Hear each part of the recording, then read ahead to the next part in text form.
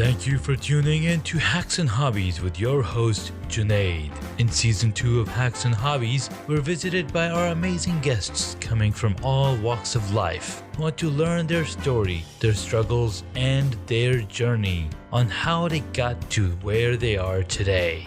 So stick around.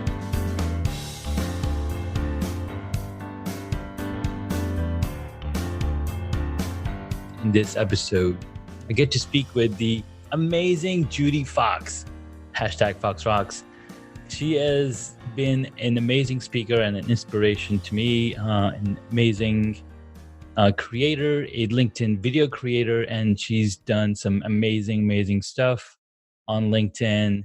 She is the premier go-to person if you want to learn anything about making it huge on LinkedIn and social media, and lots of amazing stuff. So I was fortunate enough to be in some groups chatting with her and exchanging voice messages. And I was like, hey, I would love to have you on the podcast. And luckily, I got lucky. So here we have. Here we are. Judi, thank you so much for coming on to the podcast. Aw, thank you for all those really kind words. Thank you. You're welcome. I've been following your videos and live videos and trainings, and a lot of stuff that you've talked about resonates with me because, like you, I've been on LinkedIn since forever. And it's just recently that it just started changing people's lives. It started changing the whole dynamic of LinkedIn, what LinkedIn can bring.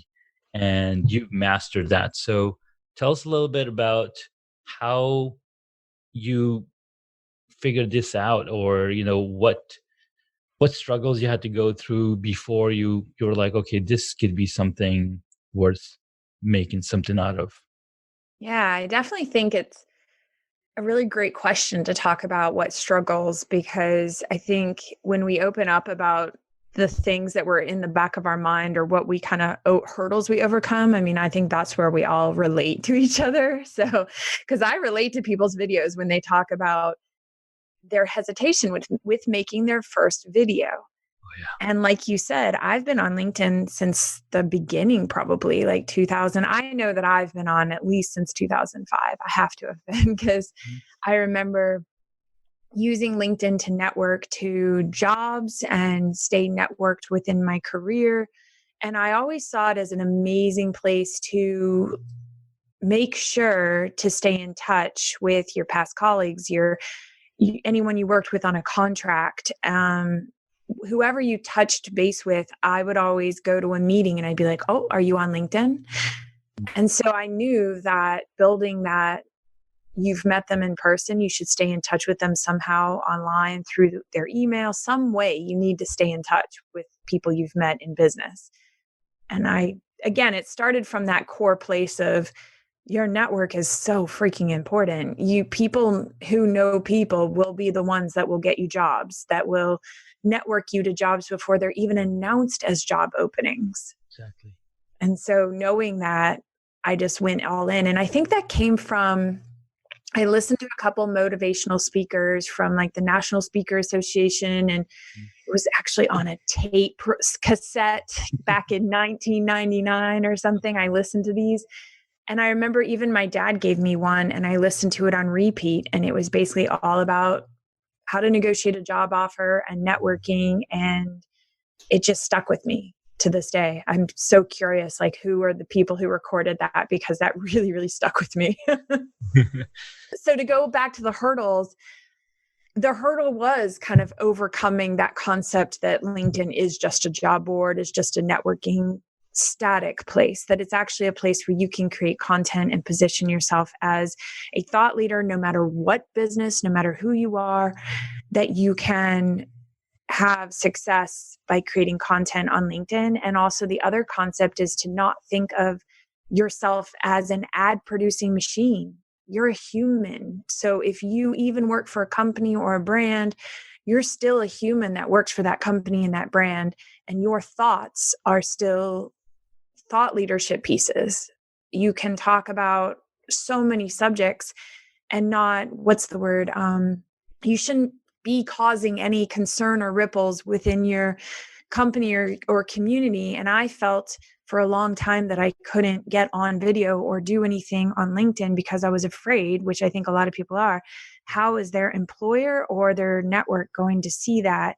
Is that going to hurt them? Or is it going to make their employer think they're looking for another job? Mhm. Content creating on LinkedIn brings up a lot of questions for people in their heads. And I started my journey of sharing on LinkedIn started with, I listened to a podcast this morning. This was one takeaway from that podcast. And then I ended it. And that was my very first video. And that was really, really good because it wasn't about my company. It wasn't about, I'm looking for a job, and I wasn't looking for a job at the time. I just needed to share. I listened to this podcast and I felt I got pushed by amazing people on the platform to start sharing my voice in whatever format that took. All right, there you go. That's beautiful because, like you said, listening to those tapes that your dad gave you Mm-hmm. and listening to other speakers talk about networking, like I learned about networking a lot later, even though I had this innate feeling in my gut that I need to connect with people that I'm working with. So like yourself, I would do the same thing. I was like, hey, are you on LinkedIn? And they'd be like, what's LinkedIn? It's like, oh, it's a professional network that people that work together connect together on there. Like, oh, okay, sure, I'll connect with you. And then over the years, I don't know if you had the same experience, but you would get a lot of requests from recruiters because that's where they go to look for resumes and job or people. Mm-hmm. No, that's really cool story. I love it. Well, and I loved and connected as an open networking connector.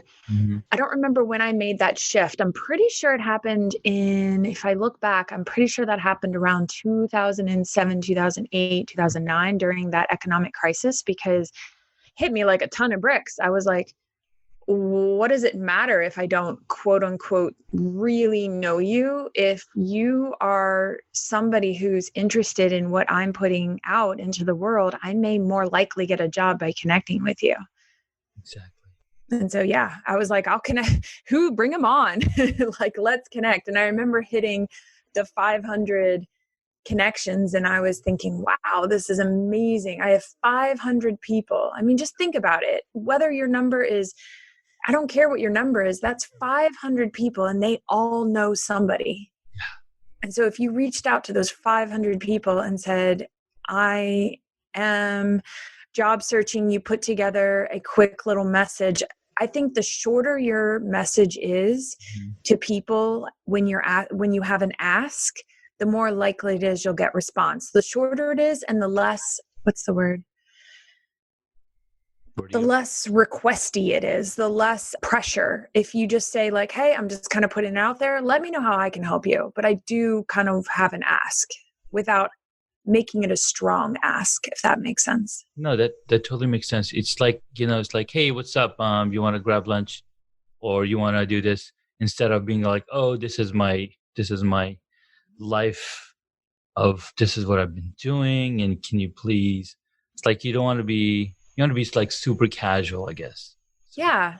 Very, very casual. Like almost like if you walked into a business to hand them your resume and you were going to talk to the person at the front desk, you would just say, hi, I don't know how many people come in off, just coming into the main reception area. Wanted to drop off my resume. If there ever is a chance that I can get a coffee with somebody in the marketing department, whatever department you're looking for, yeah.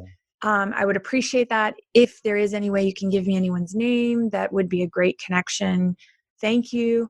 Let me know if there's anything I can ever do for you guys. Blah, blah, blah. Done. Like walk out. Exactly. It's really interesting because it's still a lot of people are afraid to use LinkedIn and its power. They're like, oh, Mhm. it's just a place that I'm connected with people, and I don't want to make waves like you mentioned earlier. But what's also interesting is people like the one thing that I noticed started seeing was people started putting hashtag lion. I'm like, what does it mean to be a Oh, lion? yeah. Like for the longest time, I was like, I have no idea what this. And these were colleagues that were working with me, and I didn't have the guts to go and ask like, hey, why are you a lion? And I thought maybe they went to school for it, or maybe they took some course about being a lion. And then I think it was like last year, I was like, okay, what is this lion thing? Turned out it's LinkedIn Open Networker. Like, oh, Yep. And there's also open networkers, like association, there's a bunch of hashtags. You're right. But yes, I do know the lion one. And I came across that one pretty early too, right around the 2007 or whenever. Yeah. I don't know when it got started, but I remember being like, the first moment I saw it, I was like, oh yeah, I'm in. And I started searching specifically to connect with lions because I knew they would not reject my connection request. Yeah, they would connect right away. Mm-hmm. Right. Very, very cool. I mean, if you think about it, there's authors writing amazing books, and we connect with them because we read their book. There's a part of us that would connect with them in a heartbeat online, right? So I don't see why we wouldn't do that to other people that just haven't had a chance to write their books yet. No, you're totally right. That's a very valid point. And talking about authors, I've connected with a few authors, and hopefully I'm an author pretty soon. Yay. I read, and I'm still wondering, I think he, what's his name? Wow, name's escaping me. It's Robert Moore. It's not Richard Moore. It's Robert J. Moore, and he's an author, and I got to do a chapter on his Magnetic Entrepreneur, which should be coming out tomorrow or the day after. That is so exciting. Yeah, it's super exciting. So you've been a video and content strategist. How did that specific part came out? Because you're like, all right, LinkedIn is great for networking. You can connect with people, more than 500 people you can reach out, and they can probably find you a place or a job or something. So how did that grew into where you are today? I think it grew from, it's definitely not overnight. And I know more platforms than LinkedIn, definitely. I think what happened specifically is a couple things. One is niching down, just realizing that I have the ability to move the needle in someone's business, but I think you're more likely to get traction moving that needle if you niche down, or especially if you're growing your business in the very beginning. Yeah.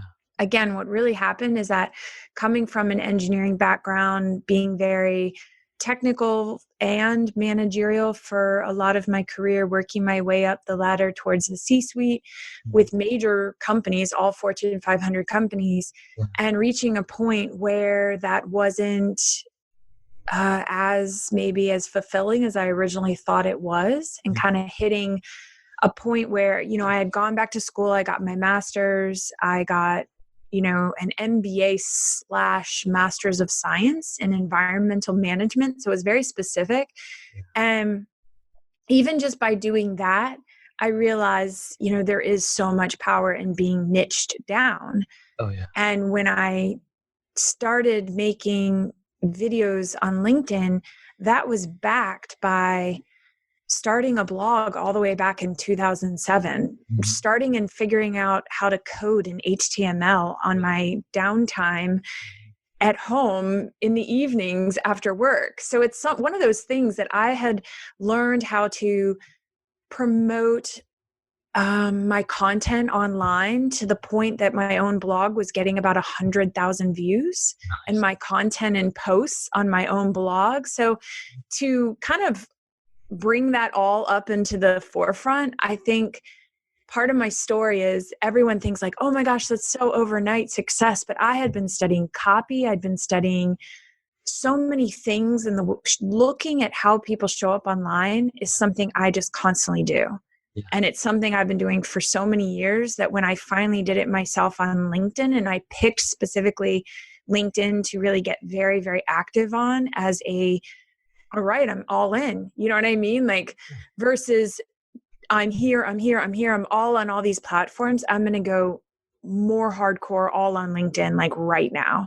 And by doing that, I think that made more of my ability to reverse engineer what I've done and recreate those results for other clients. And I specifically help clients get attention online and help them funnel people into what to do with that attention. So if you get 1,000 views, if you get 20 comments, 50 likes, how do you process that? What do you do with that to keep that attention? And how do you bring them into the top of your funnel, your sales funnel, your onboarding process? How do you do that? Yeah. So how do you do that? How do you do that? No, I'm just kidding. I'm working on it. No, I love it. And the way I start is by saying, you really don't need the millions of views. If you get the millions of views and you don't have any way to onboard any of your clients, then it doesn't do you any good. So I'm not discounting, like, go ahead and start. I don't ever stop anybody from starting, even if they don't have everything perfect online. But I always tell people when I say optimize your profile, I always think to myself, optimize it. Again, I'm working with people who want to optimize it for selling either their company, their brand, their book, their course, whatever your highest return on investment. And that could be you job searching. It could be you. Really good points. Yeah. And I think people think of it as those old terms of resume, but it's not. It's like you're handing somebody a brochure about you, and you can make it glossy and shiny and visually appealing, and an about me section and video content. And it's amazing what you can do. No, that you're absolutely right.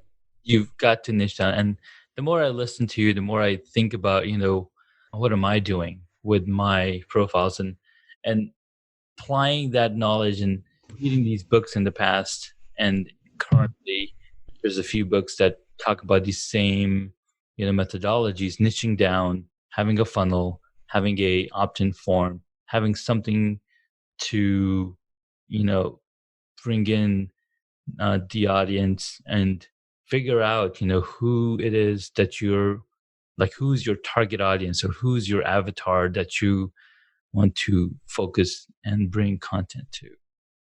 I think it's so great for people. Obviously, all the books you can read, all the things you can do, but I will remind people and even tell myself that I pushed myself to start before everything was perfect. And I know that creates a lot of tension inside people or imposter syndrome feelings inside people because, at the same time that I'm telling people, here's what to do, I sometimes need to do it myself, right? It's that same feeling of if you're a fitness coach and you have lost 20 pounds and maybe you still have 10 more pounds that you want to lose, or maybe you feel like you'd like to be able to squat or lift more weights, that doesn't discount your experience of already losing those 20 pounds and being able to teach somebody from a place of saying, here's what I've done. Here's the meal plan. Here's the workout. Here's the program I've put together that's been proven because now I've run 10 people through it. Yeah. And yes, I'm not perfect. I don't have that. I have that last 10 pounds to lose. I'm still drinking whatever soda, whatever 2 times a week. I'm still whatever, I don't know. It's in your head. Exactly. It's not, you've discounted yourself from being able to teach, and you're actually holding back from the world the ability to help other people by feeling like you had to be perfect. And that's where I come from. I'm not perfect. I don't show up perfect everywhere online. If you want to dig into my imperfections, go for it. But I know that the clients I work with, I'm so invested in having them move the needle. And some of my clients, they have marketing teams, they have sales teams, they have, all kinds of CFO, CMO, you know what I mean? Like, so I'm one person. And yes, I'm not going to show up the same way they do, but I can take what they've done and I know what to do with it. And if I can do that, and like I said, if I've lost the 20 pounds as the workout, I can be like, no, this is what you got to do. Mm-hmm. No, And so that's it. Nobody's ever perfect. And so you have to get over that to be able to teach from a place of imperfection. that's right. I mean, and I think that's one of my problems. I try to go for perfection because being a graphic designer Mm. for the past so many years, I'm always looking for those pixel perfection, and I lose sight of, okay, what's my goal supposed to be. And myself, I'm still working on, okay, what do I need to focus on. I have some ideas, I have some things that I've put in motion, and I've just got to commit myself to those things and follow through and complete them. Like one of the books that I'm reading right now is called Ask by Ryan Levesque, and it was recommended by Pat Flynn of Smart Passive Income. And he's in the book, he says, he's got a very interesting method where it's the ask method. You're asking people, what are they struggling, what is their problem that they're facing, and if you can help one person to solve that one problem, there's many more people that have that same problem. Mm-hmm. And Well, I think if you can solve, sometimes I'll dial it back even further. If you can solve one or two problems for yourself and then document that journey and process exactly. and try to figure out, like I said, reverse engineer, because that's where my brain comes. Sometimes you can create a formula, a process, something to move a user, a client through.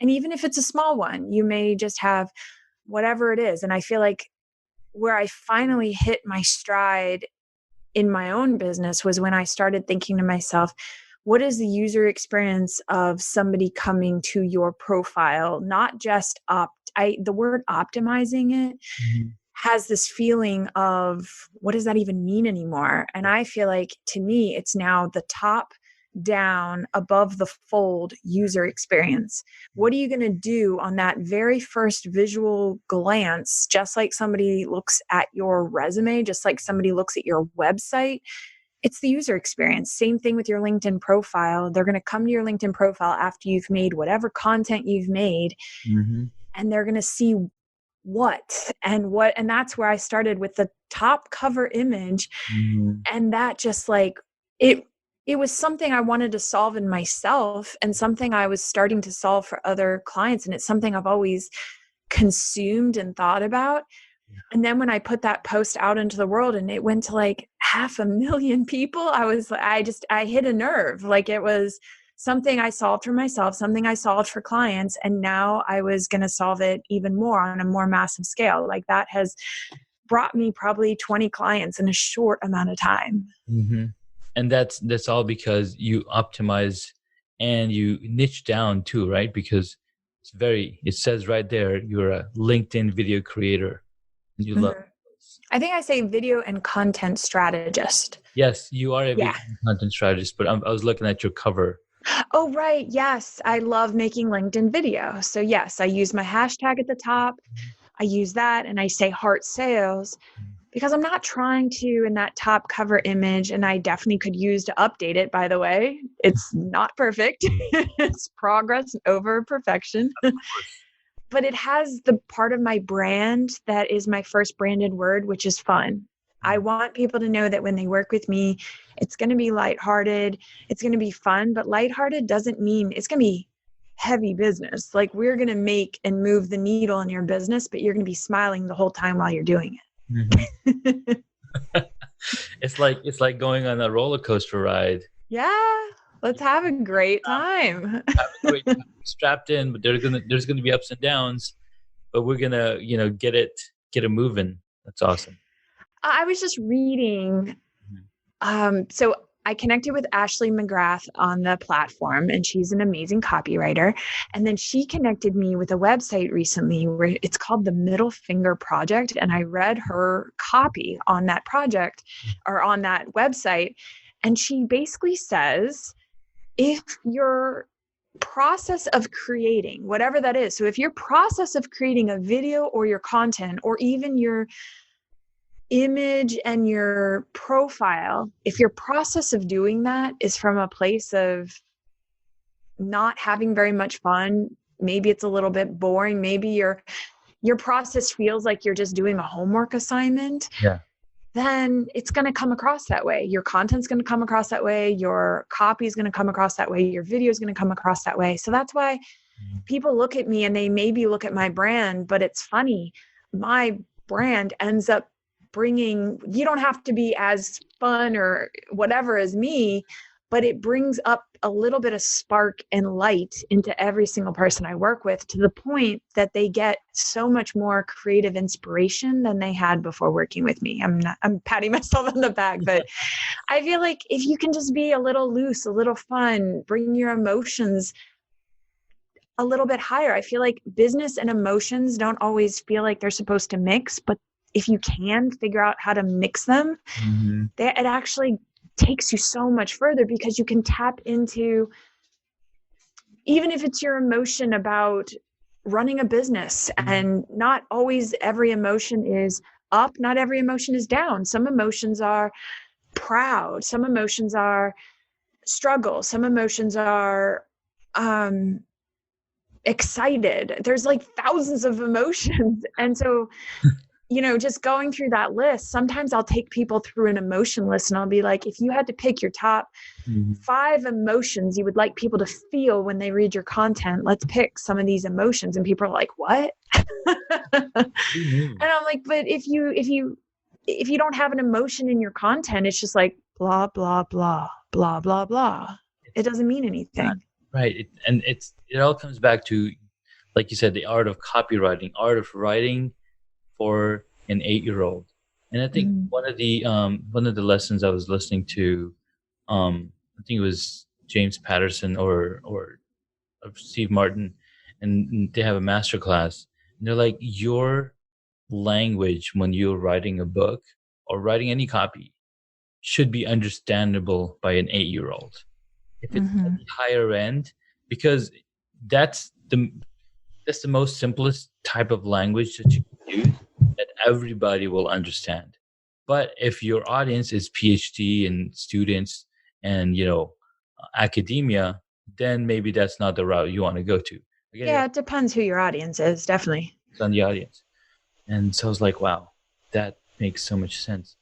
And then but even if your audience is PhD, you can still bring up certain emotions within that field and still write at the same level of professional colleague level experience, but tap into an emotion that you have felt throughout your career or what you have experienced. And so that way you can start to tap into stories. I think storytelling is basically, it's beyond powerful. I mean, I know you know that.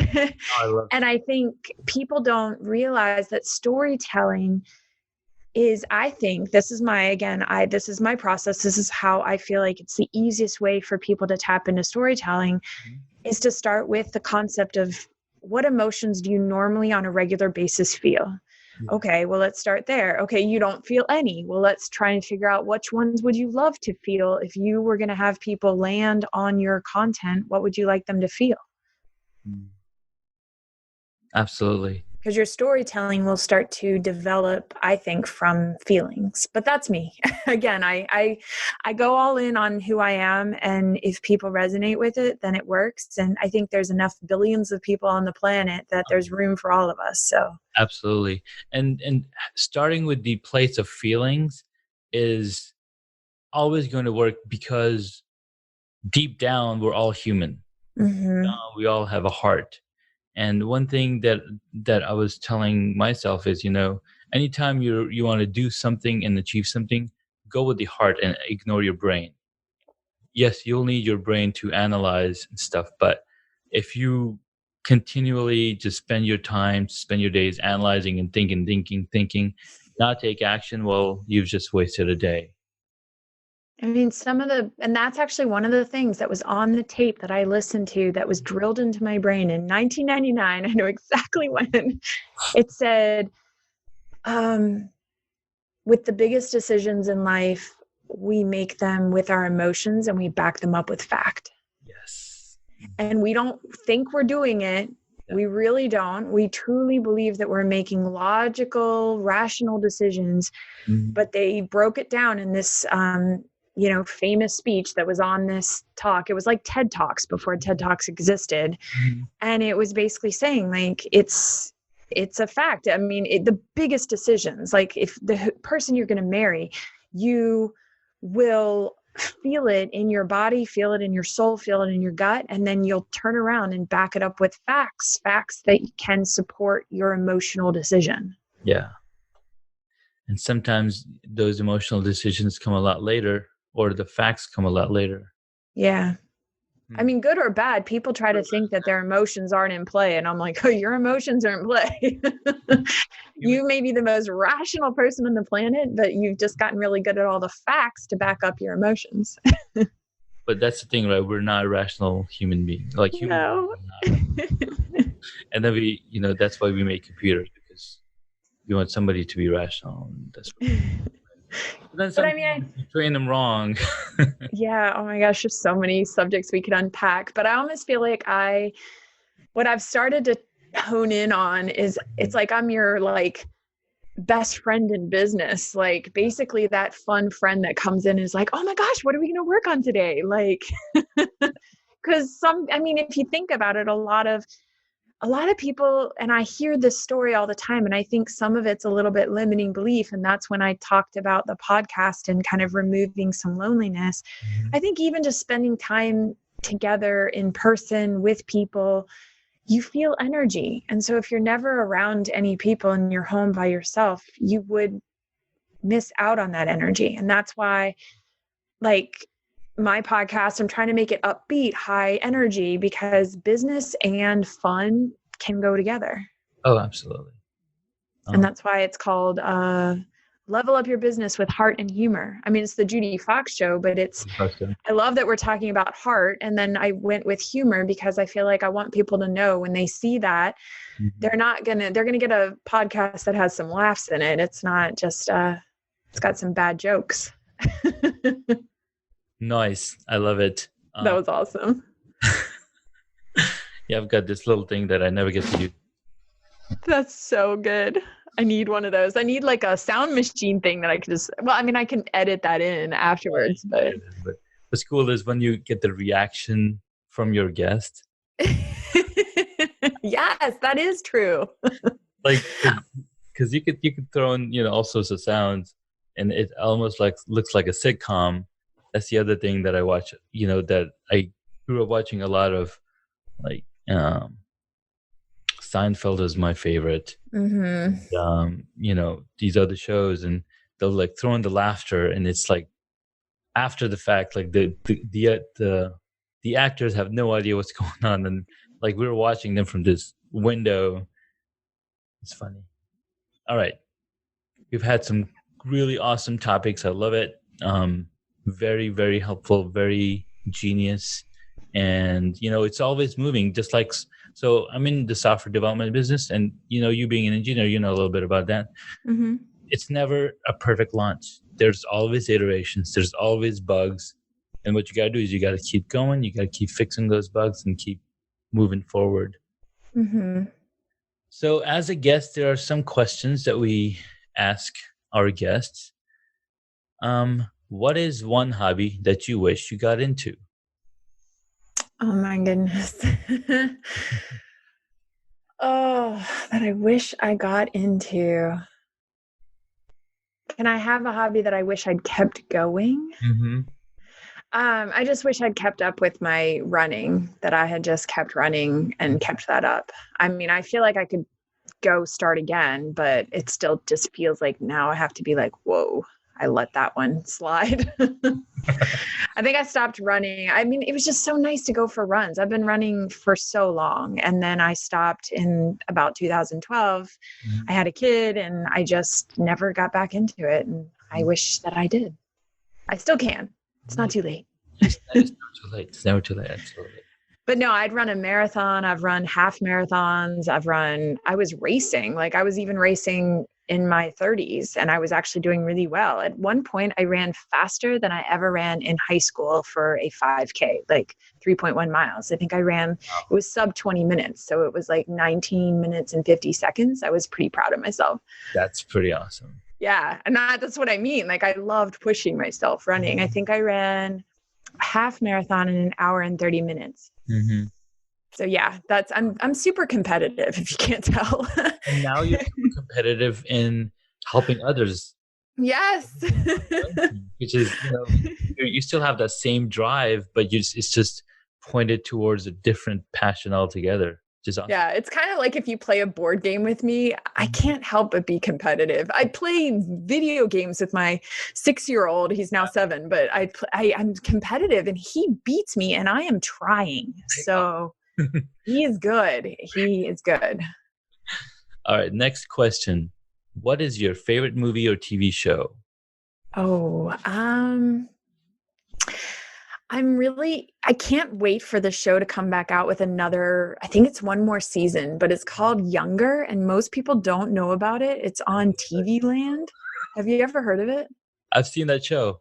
Oh my gosh, I love it. Cracks me up because I feel like I really relate to the character in some ways because I'm in my 40s and everyone thinks I'm in my 20s. And I'm like, well, there you go. So she is a 40-something-year-old and she goes back to work and everyone thinks she's in her 20s. I mean, she lets them and promotes them to think that she is. I don't do that. And she has to. I mean, it's because the situation that she's in. I was like, just let it be known. And yeah, it's pretty crazy. I love the dynamics. And I like Hillary. Is it Hillary Duff? And I just think it's fun. Like, it's just so much fun. It's a very fun show. All right, couple more. What is your favorite superhero? Ooh, I want to say it's Rogue. Okay. Doesn't she take on, and I'm not good with superheroes. I don't watch tons of those kinds of shows, but I did one time think to myself, that is super. Doesn't she take on the powers of other people? Yes, she can. That's super cool. People's energies. Okay. And I'll tell you another superhero that goes very close to Fox Rocks. Ooh. And that is Rocket Raccoon. Ah. Guardians of the Galaxy. Oh my gosh, what were you going to say? He has a very, mean, like front facing, like he's super mean, but he's an amazing guy. Oh yeah, that's me. I'm just kidding.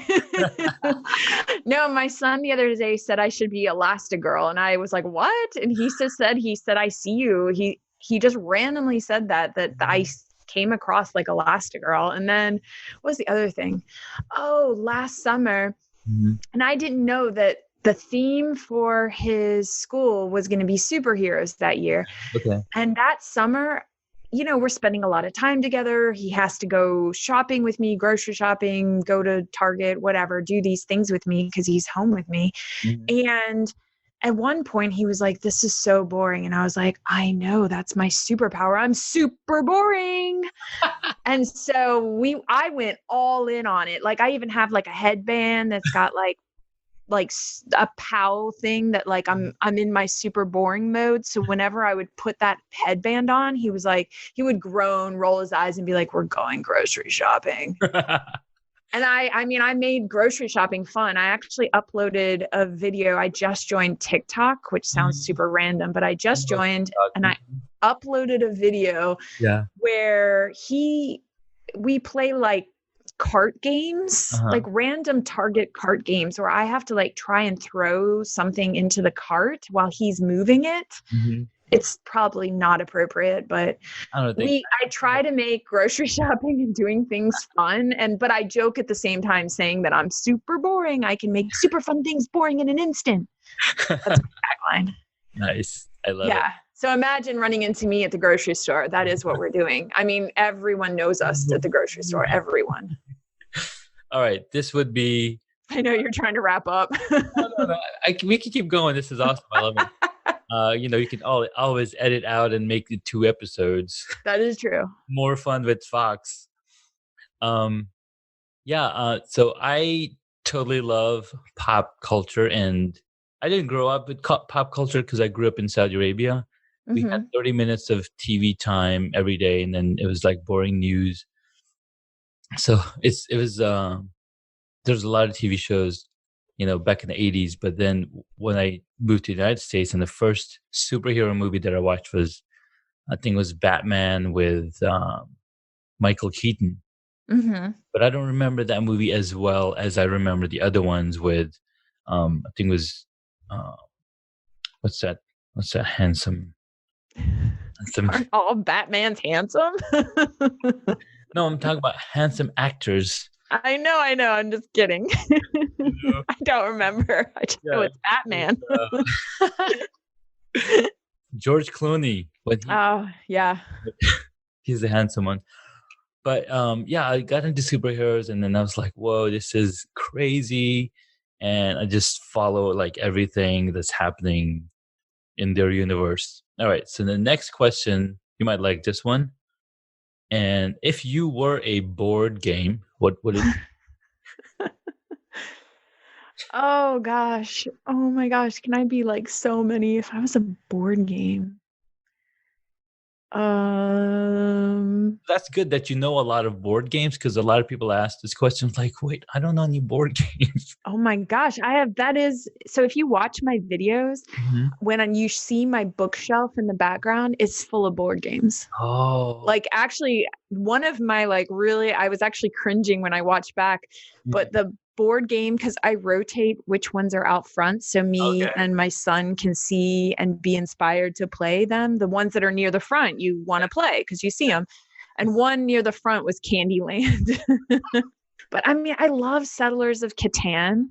Yes. I love negotiating and being and convincing people to give me their stuff in trade, and I'm super I'm all into negotiation and the sales technique.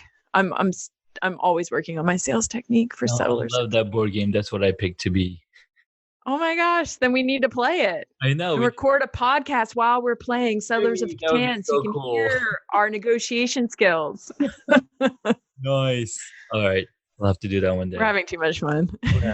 That's what this is all about, I know, it's my brand.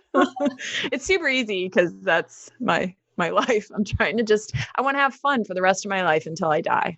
Oh my God. That's my goal in life because, I have like 100 hobbies. And the reason I started this podcast is because every week my colleagues would ask me, okay, so what's the new hobby you started this week? Mm-hmm. And I was like, oh, I'm doing photography, I'm doing videography, I'm doing cycling, I just started woodworking, I'm getting into beekeeping. Oh, I have all these things. And they're like, oh my God, dude, you're into way too many things. You should start a podcast. So one of my colleagues was like, you should start a podcast. And since you just started beekeeping, you should talk about Queen Bee. And I'm like, all right, Queen Bee, and then he's like, you know who Queen Bee is, right? I was like, who is it? And he's like, it's Beyonce. I was like, Beyonce is Queen Bee? Really? So I have to do some research. I'm like, all right, I'm gonna talk about Beyonce on my first episode. Nice. Well, I feel like so many people, it's almost like what we talked about before. You got to niche down, but then you're like, so I'm very similar. I have tons of things that I start, hobbies. Mm-hmm. I'm curious about this. I'm down a rabbit hole this way. I'm down a rabbit hole this way. But I feel like that plays really, really into content creation. It does. Because I can lean into my natural strength, which is like acting like squirrel. Because content creation is like that. Content creation is coming from a place of grabbing all these bits of information from the internet and from the world, and then putting it into a video and seeing the video before it's even made. And that's how I operate. I can see my clients' videos, content, and everything. I can just see it mapped out before it's ever even made. That's an amazing power. I love it, but I think it comes from touching all these different things in life and not just I'm in my 40s. I've spent all these years being interested in a gazillion things. Oh yeah. But it gives me all this exposure to a gazillion ways of having analogies, ways of showing up. Like you said, I've got I feel like I can touch on so many subjects. Mm-hmm.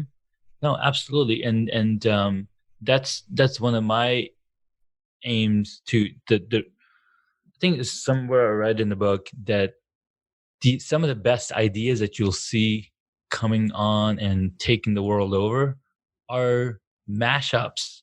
They're mashing Mm-hmm. up multiple ideas into a single thing, and boom, it's like, what? I didn't even think of that.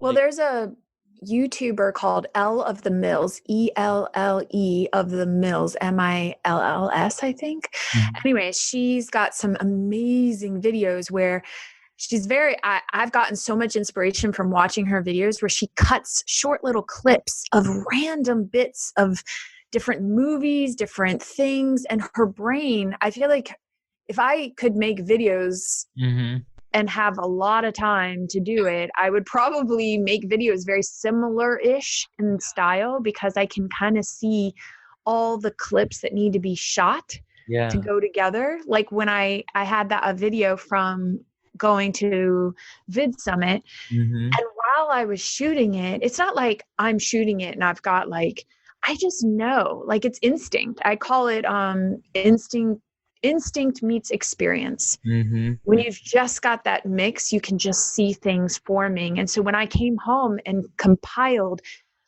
I don't know how many bits of video, like probably, I don't know how many shots. It was probably at least over 30 shots that I was taking them along the way. I was styling them. I was like, okay, here's what, and it was super quick. I just knew what I wanted it to look like and I would just make it look that way. Like I can't quite explain it, but I just knew it and I just did it. And then there's the video and it got like 50, 20,000 views between the different shots and different edits. Cause yeah. I put multiple edits out on the platform. No, that's a really good superpower to have, to be able to see forth what you're going to create, and that's in. I think that is some of the techniques that directors use when they're shooting a film. They know exactly Yeah. where to put people, what what to do with blocking, and what to do, and what people are going to be doing in different scenes, because they either have that power of, what's the word, that premonition. What's that? I can't even remember But things I almost feel like if I sat down and tried to map it out the night before and had this whole thing, it just wouldn't work. But what happens is I literally, it's almost like meditative. on the I'm fly. standing at the conference and I can feel it. Mm. That sounds funny, but like there's a couple of moments that I had interviews with people and moments with people where I just said, I just saw them coming at me and knew I was going to interact with them. And I was like, okay, I'm just going to like, we're done. We're filming. We're doing this right now. Like grabbed him and it just all worked. It all came together into one like somewhat smooth video, and I edited the whole video on my phone, the entire video, shot and edited, everything done on my phone. Yeah, doing it on the phone is such a powerful thing, because you don't have to go sit at a computer. You don't have to download video. You got everything in your hands. Yeah. I could be editing and kid drop off and pickup line. I had to build a business that I could work and it didn't slow me down. Exactly. Cool, man. That We was could go forever. Do you have any more questions? Sorry, I feel like we got. no. You were already a board game. Woohoo! Super boring. Awesome. Super boring. Super foxy. I love that it's the opposite of what I feel like I am, but I feel like that's the hilariousness of it. Yeah, well, exactly. Because no matter how funny we think we are, our kids are still gonna think we're boring. I know. And I think he's hilarious. I wish we could just have like webcams up, like just to capture our life and be like, not in a weird way, but in a Right? like, because we just do the most random stuff. And I think so many families do. And I think that's why we watch YouTube daily family bloggers, because seeing people and what they're doing in their lives, it is kind of super cool. And it makes people feel less alone. Yeah, absolutely. You're absolutely right. I don't know what else to ask. Yes, I do have one more question. Where can my audience find you? That's a great question. The best place to go is judifox.com. So Judi Fox. I wish I could grab the Judy Fox just in case people spell my name wrong, but it's Judi. And That's the best place, because at the very top or at the bottom, I put it in both places. You can get all the places to find me on social media. And I loved the way the Middle Finger Project put it when she said you can follow our social. She was like, you can follow me down a dark alley. It was so fun. I don't want to steal that. Like, I just want to give her credit, but that's genius. You can go follow me down a dark alley, all those social media places. Cool. Thank you so much, Judi, for taking the time out of your busy day and us here on Hacks and Hobbies. Adios. Adios.